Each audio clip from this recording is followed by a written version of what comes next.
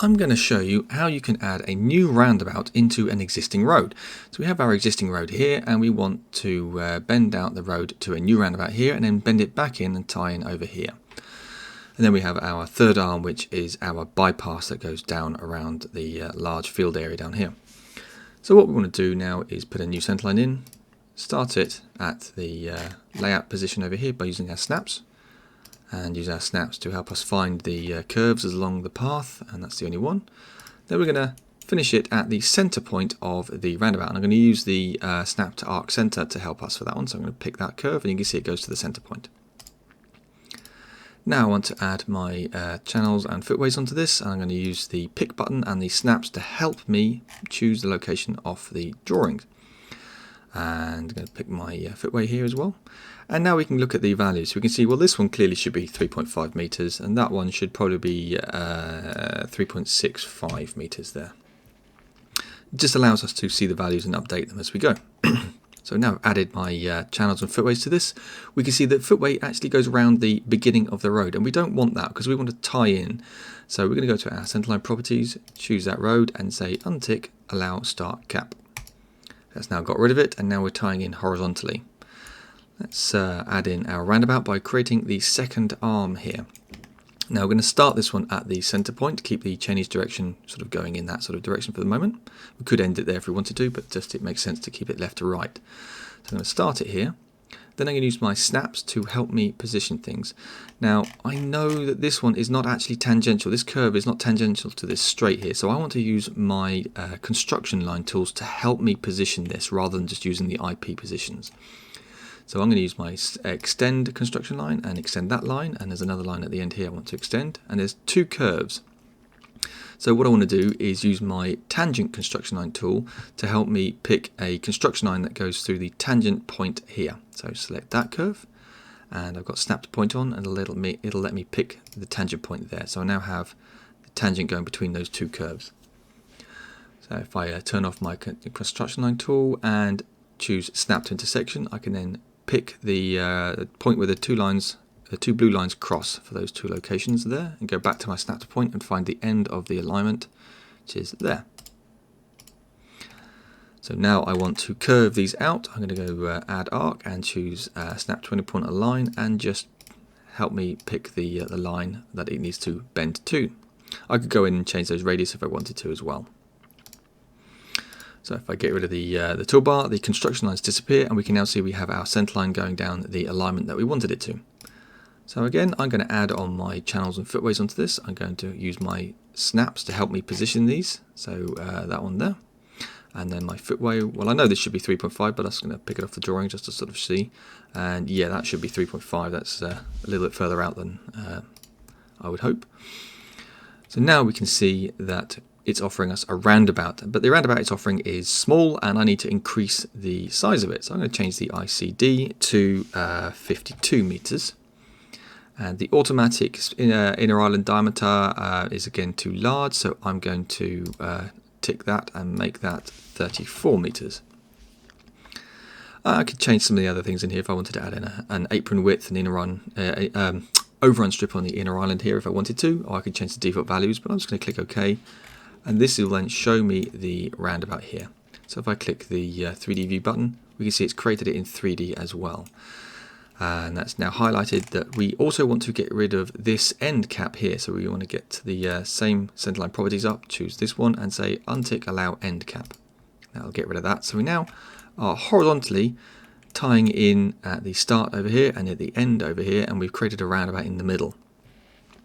So going forwards, we want to adjust the channels here to match. We need to adjust the junctions here, and we need to add in our third arm. So we'll start with the channels over here. So there's a junction flare on this that we need to add in, and we can do that by adding in our channel items. We can do a widening. So add widening. I've got my snap to point already on, and I need to choose the location of the drawing so that our layout indicates it widens from there out to here. So click OK. And now we have our widening in. I haven't applied it yet, but I'm just going to have a look through, and we can see that the layout underneath does not match exactly what we're doing. Now we know this has been widened out, so this is actually a parallel from here onwards, and it parallels off the center line. So the layout is not actually parallel to this centerline here. So we could add in an additional widening if we wanted to, but in this case I'm just going to actually update the drawing and make it parallel all the way along here. So I can just hit finish, and it'll take that design and it'll then apply it through to the junction as well. So now we want to just update these the radius and the splitter island sizes. So let's go to our roundabout tools, edit the junction arm and select that arm here. So the 20 meter radius here is correct. The 40 meter is too small. We need to change that one to 72 meters. That then updates that size here. So now we can see that the splitter island is too large. We need to reduce that size. So let's drop that down. So this is going to be controlled using the entry width here and the exit width here. So the entry width needs to be 7.8 and the exit width needs to be 5.8. And then we can see that's now reduced down to the right size. It's a little bit too long because this curve, the radius here is too small. We want to increase that one. So I'm going to manually choose that one and just change that one to something like 1 meter. And there we have our splitter island, which is designed to DMRB spec. It is basically, the entry side is a single curve that tangentially goes through, or touches the centerline tangentially, goes through the entry width here, and then tangentially hits the inner island as well to guide vehicles onto the circular driving path here. Okay, so that's that junction. Let's do the other side. So we're going to edit this one. So this one's slightly different. We have a straight exit, and that is basically where the channel line tangentially touches the ICD here and ties in much further back. So the curve is basically pushed back from the roundabout itself over here. So we're going to change the exit fillet style to a straight exit, and we need to pick the position at which it ties into the channel, which is that position over here that I was just talking about. So I'm going to pick, I'm going to use my snaps to help me. So I know there's a curve up here somewhere, and I need to find where that is. So I'm going to use my snap to curve, and you can see it's now highlighting where that is, and it finishes at just above the 9 value on that text item. So I'm going to choose the snap to point to help me position that, and there it is.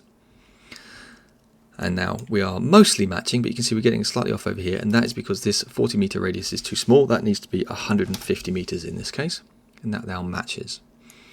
Now the entry side is actually a compound curve, so we have a tight curve here, and then it slackens out over here going round. So we have two curves that we need to choose.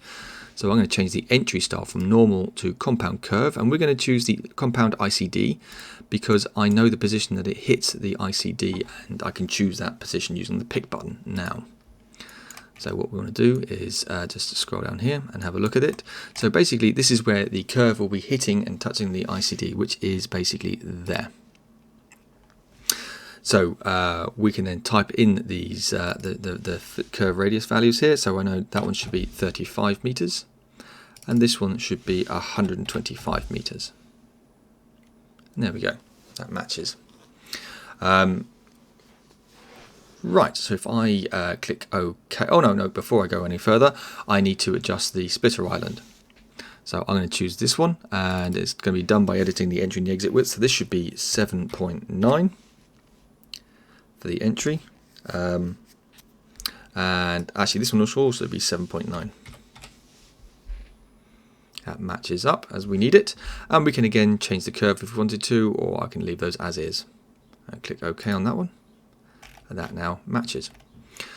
So now I want to add in this third arm. So I'm going to do that by putting a new center line on and do new center line, and I'm going to snap it to the center of the roundabout again using the arc center position snaps, and then I'm going to choose the snap to arc because coming out this way I know there's a slight curve here that bends the alignment just before it hits the center line there. So then I'm going to just use my snap to any point line.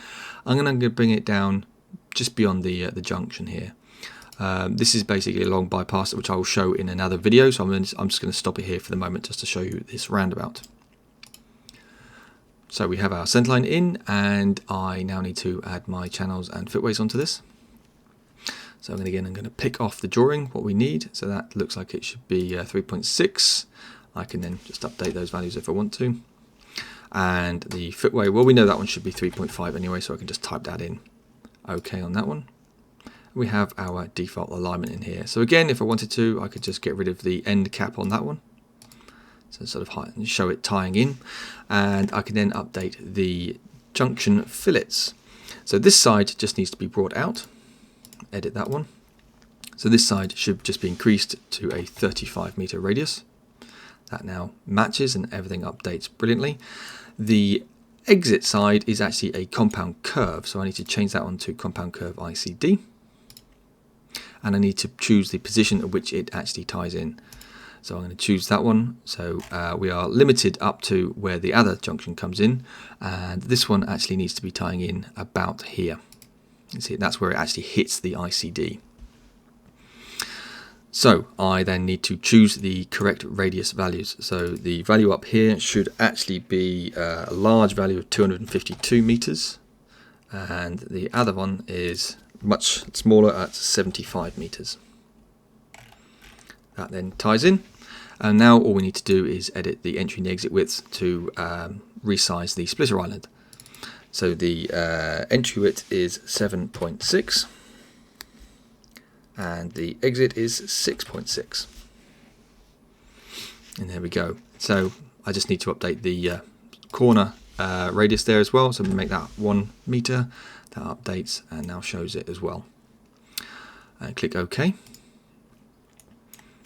Now we have our roundabout in, horizontally tying in on the 3 arms. The last thing I need to do is level it. So I need to level the roundabout, which we can do by leveling the ends of the 3 arms here. But I also need to tie in with the crossfall of the road and the levels over here as well. So let's look at the crossfalls. So we can use our gradient measuring tool here to help us, and use our snaps. And I want to measure one side from here to here, and that is coming in at a gradient of 1 in 315, and the other side is coming in at a gradient of minus 1 in 122. So because we're at the beginning of the road, we can just change the gradient all the way along by going into our channels, curbs and footways tools and going back into here and just specifying. So we know the left hand side, which is this one, should be 1 in 315. And the right hand side should be minus 122.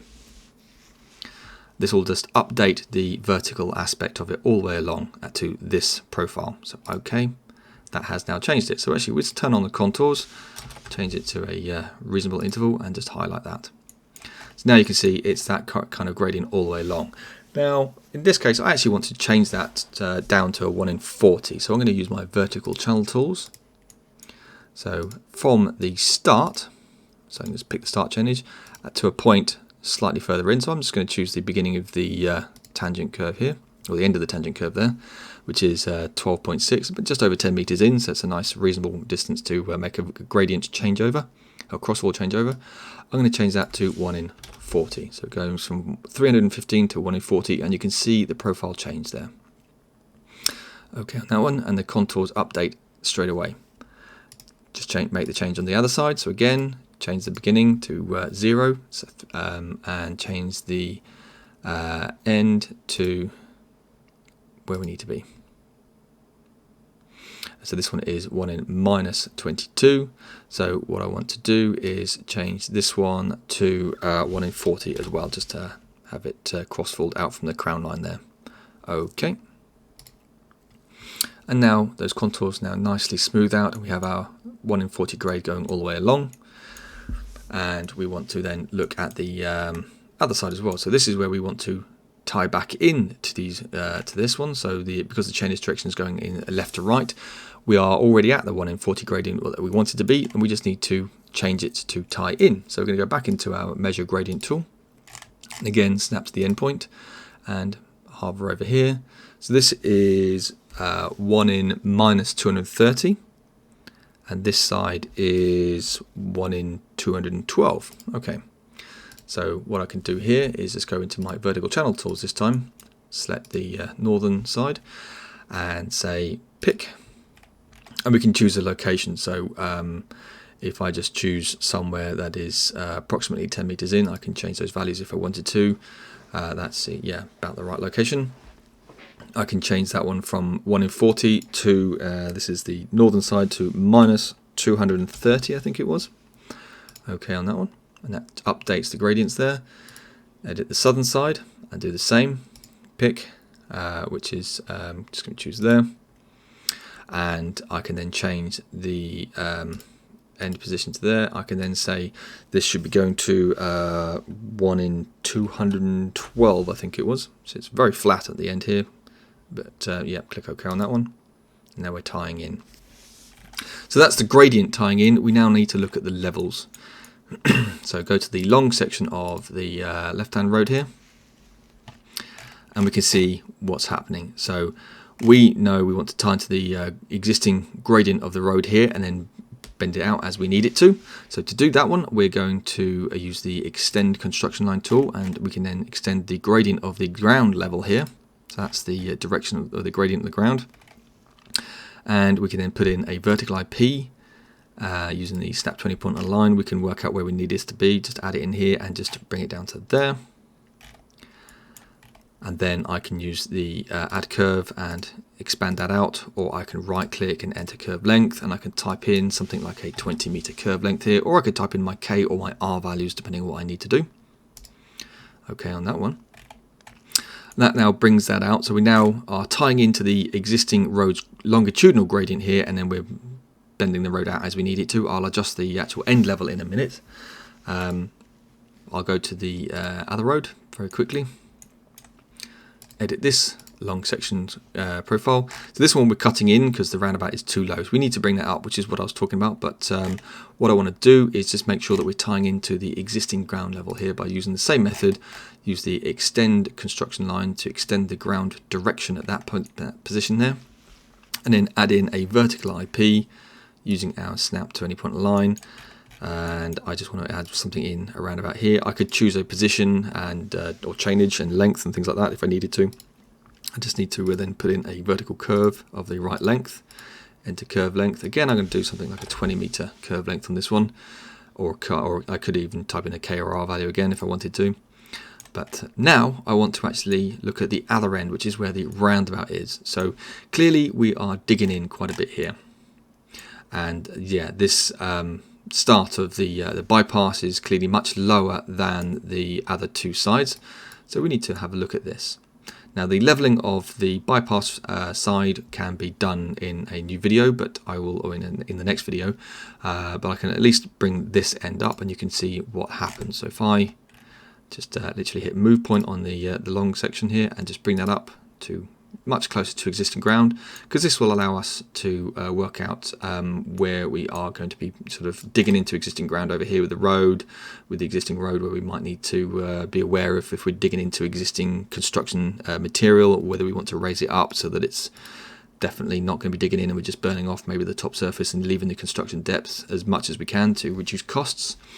Or we could be, depending on what our priorities are, we could be just making sure that it's the right gradient across here or whatever we're needing to do. And I'll just have a look on the other side over here.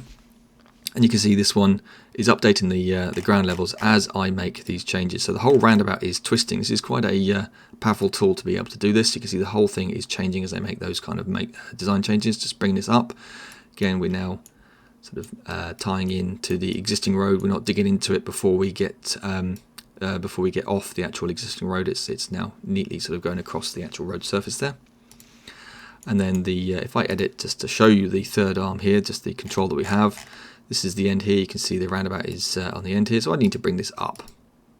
So you can see as I'm doing this, the whole roundabout is changing, including the levels on the other two roads as well. This is actually making some significant design changes as we go around. This is a very, very useful tool to be able to do this kind of thing.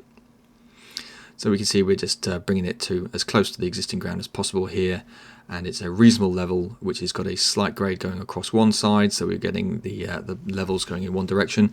We could raise this point here to try and offset that low point from the middle of the junction if we wanted to. We can do that just by editing this road again, just maybe raising this end up. It'll push that low point around a little bit more. You can see it moves it around a little bit more, so it depends on how we're going to do this. We could drop this side down, raise this up, however we need to do this to actually make it work for us. But there we go. That is how you add in a new roundabout into an existing road for, well, in this case, the beginning of a bypass. But you can see how we're tying in and how we're leveling the roundabout and everything to do with it. Thank you.